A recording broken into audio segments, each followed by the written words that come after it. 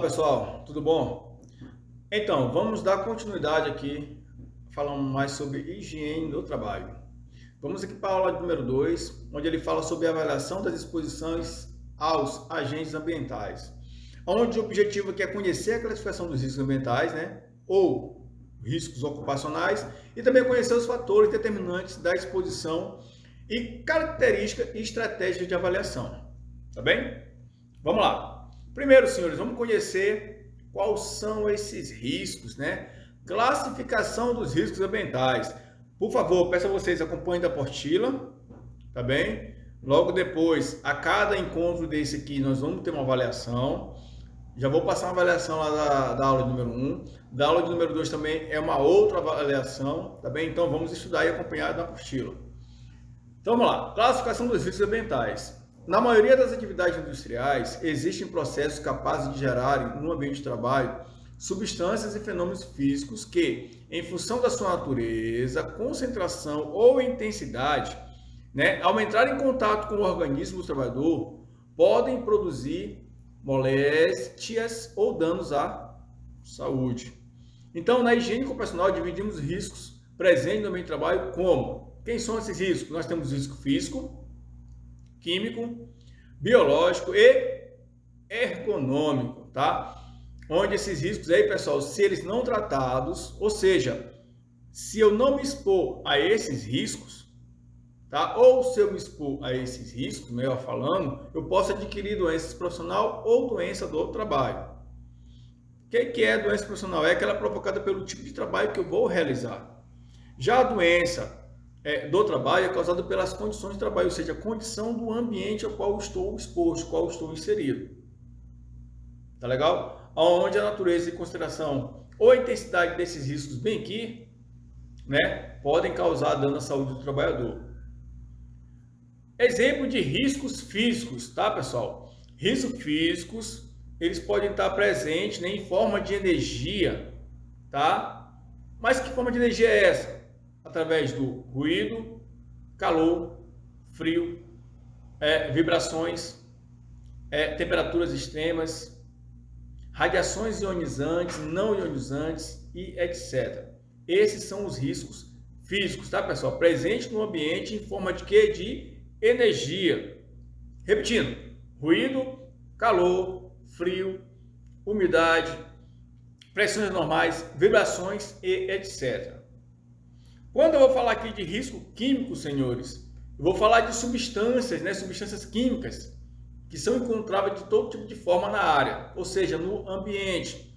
Né? Ela é encontrada de forma líquida, sólida e gasosa. Que são isso? São gases, névoas, neblinas, tá? Poeiras, né? Que são aqueles aéreos pessoides, né, que vêm em forma de contaminantes, onde a gente pode inalar. Tudo isso são riscos físicos. E o que são riscos biológicos? São riscos provocados, né, por bactérias, fungos, protozoários, né, que são identificados que podem causar infecções crônicas não agudas no ser humano. Tá legal? Falando em risco biológico, aí nós temos agora o grande aí, né, o terrível coronavírus, né, que vem assolando aí todo mundo. Tá legal? Ele é um risco biológico, tá? Já quando a gente fala sobre riscos ergonômicos, senhores, são riscos caracterizados pela falta de adaptação à condição de trabalho, né? Que é necessário fazer uma adaptação para o trabalhador de trabalhar de forma confortável, né? E o risco ergonômico ele pode ser uma postura, né? Pode vir em forma de um estresse, um ambiente mal iluminado, tudo isso são riscos ergonômicos. Então, senhores, a natureza e concentração e intensidade desses riscos podem causar dano à saúde do trabalhador. Tá legal? Então vamos falando um pouco como é que a gente vai tratar desses riscos, de que forma que a gente vai eliminar esses riscos, ou seja, a gente vai eliminar a exposição do trabalhador. Vamos aqui passando aqui, tá, para a gente poder tratar. Então, senhores, cada um desses grupos subdivide-se, né, de acordo com a consequência fisiológica que podem provocar, que em função da sua característica, né, fisioquímica, consideração da intensidade dos agentes, que, segundo a sua ação, né, sobre o organismo do ser humano, Tá legal? Eles podem fazer algum tipo de modificação ou até mesmo lesionar, né? Mais adiante estudaremos com maior detalhe cada um desses riscos ambientais.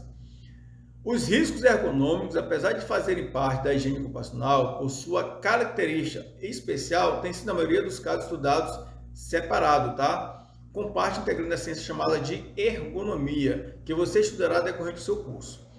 O que ele quer dizer para mim? Que o risco ergonômico ele é estudado separadamente.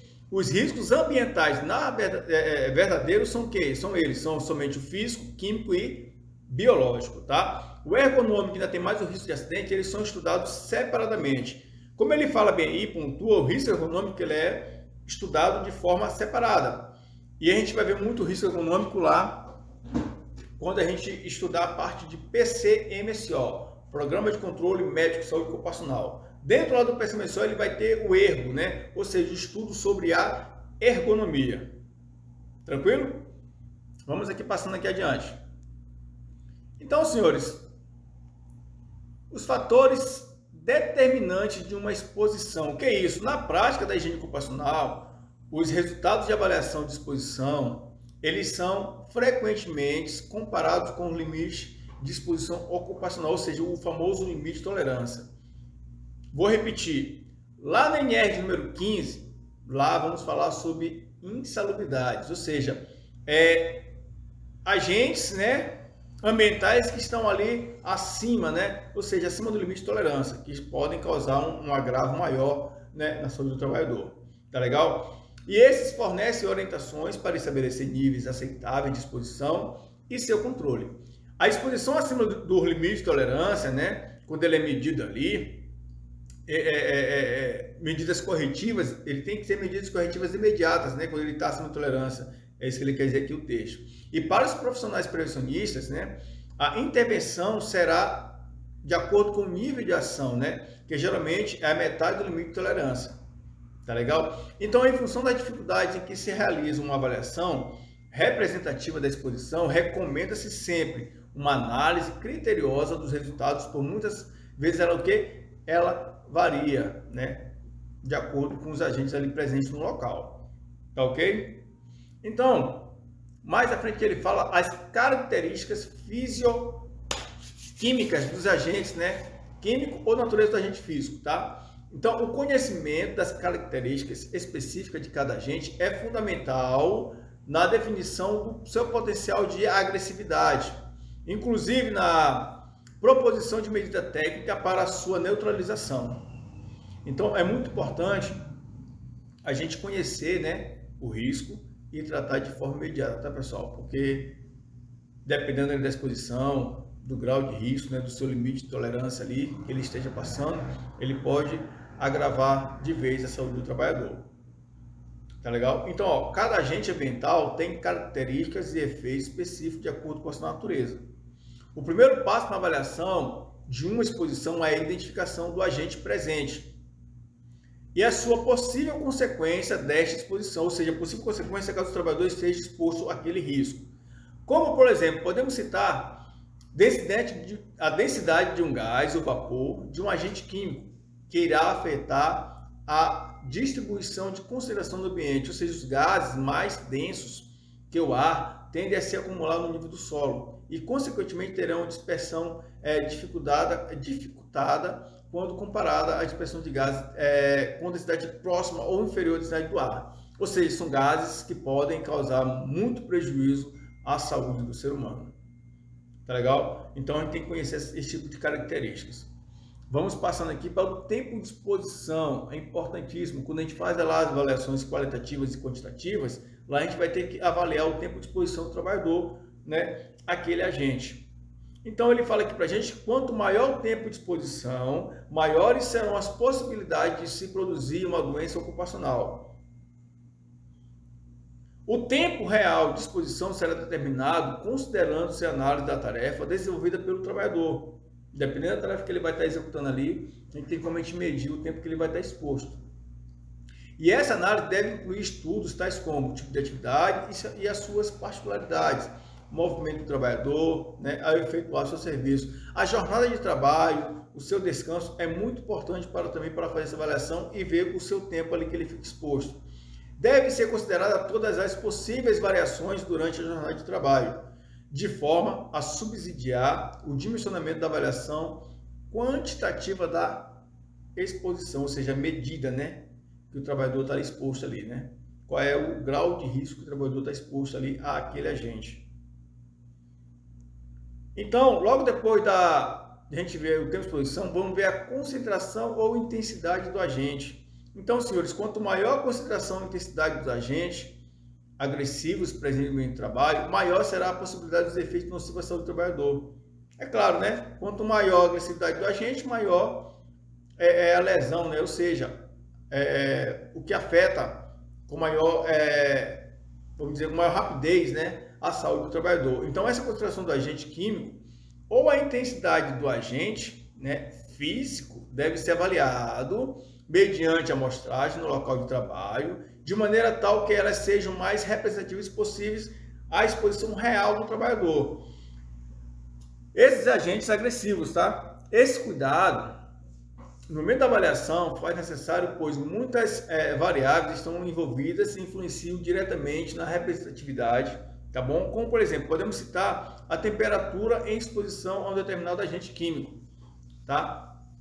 Aqui ele diz o seguinte, pessoal, a gente tem o pessoal do CESVIT, né? A equipe do CESVIT tem alguns aparelhos onde a gente vai fazer medições dos agentes ambientais no local de trabalho. A gente vai medir calor, vai ser medido também ruído, é medido vibração, poeiras químicas, né? O que tem de químico próximo ali que o trabalhador está exposto. Ou seja, tudo isso é medido, tá? E aí essas medições todas que a gente faz estudo, faz registro fotográfico do trabalhador, da vida laboral dele, ou seja, o tempo que ele fica ali exposto na sua atividade, dependendo da que ele está executando sua atividade. Tá legal? E todos esses dados eles são colocados em um programa chamado LTCAT, né? Que é o laudo técnico das condições de trabalho, né? Que o trabalhador está exposto aí na área.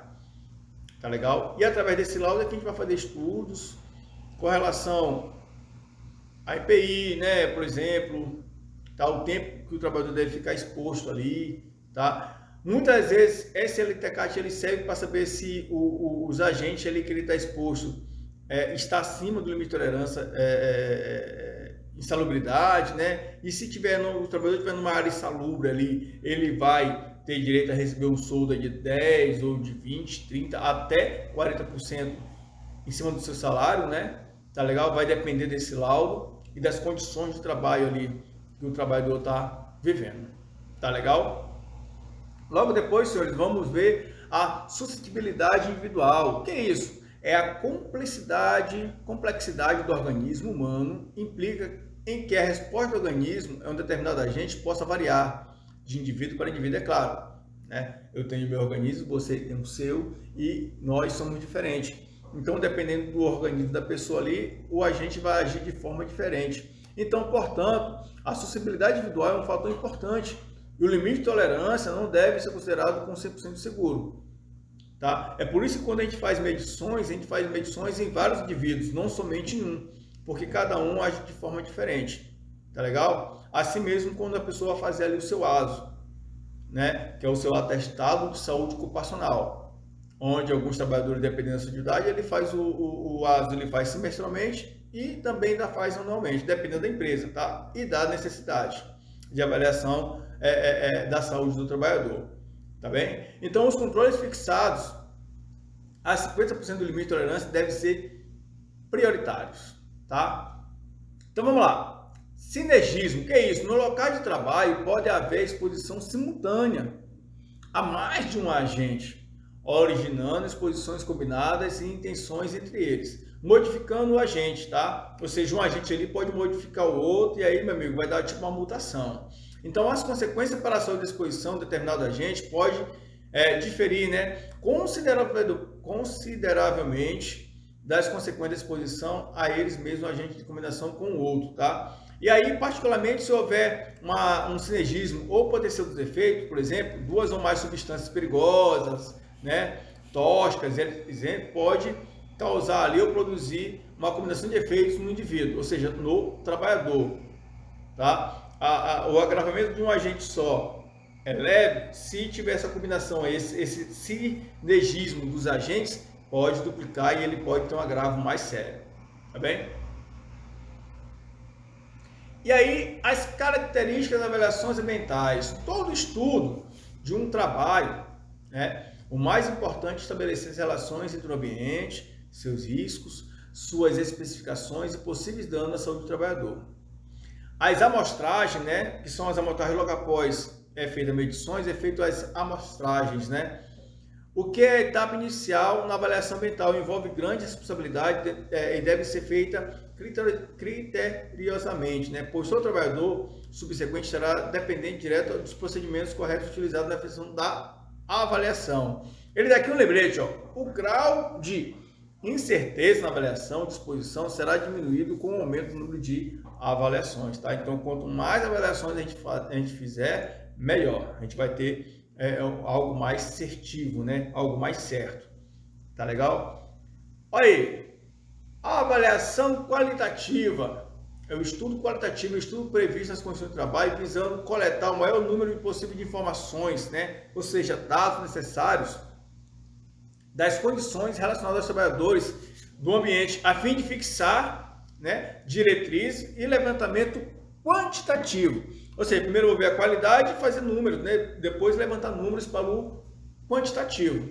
Então, senhores, o reconhecimento quantitativo inclui estudos minuciosos de planta atualizada no local, né? Através de quê? De fluxograma de processos, dos agentes presentes, número de trabalhadores, número de horário das atividades realizadas, movimentação de trabalhadores, materiais, matéria-prima, o número de quê? De pavimentos de processo, dos ritmos de produção, das condições do ambiente, a parte de iluminação, estado luminário, identificando os riscos potenciais de dispersão, ou seja, tudo isso faz parte do reconhecimento quantitativo. Vamos levantar números, né? Ver a quantidade de coisas que nós temos ali para a gente poder tratar. Tá legal? Então, é importante, tá? Bem aqui, ó, é importante o assessoramento de um profissional que esteja familiarizado com os processos, métodos de trabalho e demais atividades realizadas normalmente, a fim de se obter dados, tá legal? E esclarecer dúvidas que possam surgir durante o levantamento. E essas informações devem ser contidas em um documento técnico chamado LTCAT. Gravem esse nome aí, senhores. LTCAT. Em algumas atividades com riscos para a saúde, né, a ação preventiva ela é óbvia e deve ser tomada de imediato. Senhores, quando a gente fala em ação preventiva, ela tem que ser, a gente tem que agir na hora. A gente não pode esperar para depois. Tem que ser o famoso ver e agir. Olhou a situação, agiu. Vendo a conformidade, vamos agir. Tá legal? Isso é agir de forma preventiva. A gente não pode agir de forma corretiva, ou seja, realizar somente depois que aconteceu. Aconteceu, agora eu vou corrigir. Negativo. Se você olhar a situação e ter aquela visão que aquilo ali pode ocorrer, vamos agir de forma preventiva. Tá legal? Vamos lá. Então, em algumas atividades com risco para a saúde, né, conhecidos, a preventiva, ou seja, a ação preventiva, ela é óbvia, ela deve ser tomada de imediato, sem necessidade de um levantamento quantitativo prévio. Por exemplo, os trabalhadores na fabricação de manipulação de composto orgânico de mercúrio. Nossa, gravíssimo. Você acha que eu vou primeiro fazer dados? Não, negativo, vou logo agir. Depois eu faço essa análise. Tá legal? Então, vamos lá. Senhores, a avaliação quantitativa, com base na avaliação qualitativa, né, deve apresentar as condições reais, tá legal? Nas quais se encontra o meio de trabalho. O dimensionamento, estratégia, amostragem adequada são fornecidas informações dos diferentes agentes agressivos presentes no local de trabalho, ou seja, a intensidade dos agentes ou concentração deles, né, existentes, eles terão que ser analisados.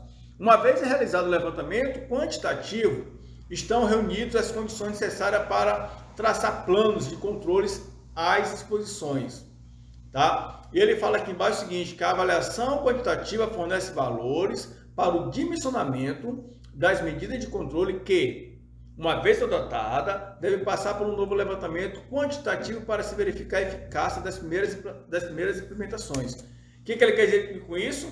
Senhores, a partir do momento que eu planto algumas ações, ou seja, que eu implanto, né? Desculpa, que eu implanto algumas ações, logo depois eu tenho que traçar o exemplo. Daqui a 1 mês, 2 meses, 3 meses que seja,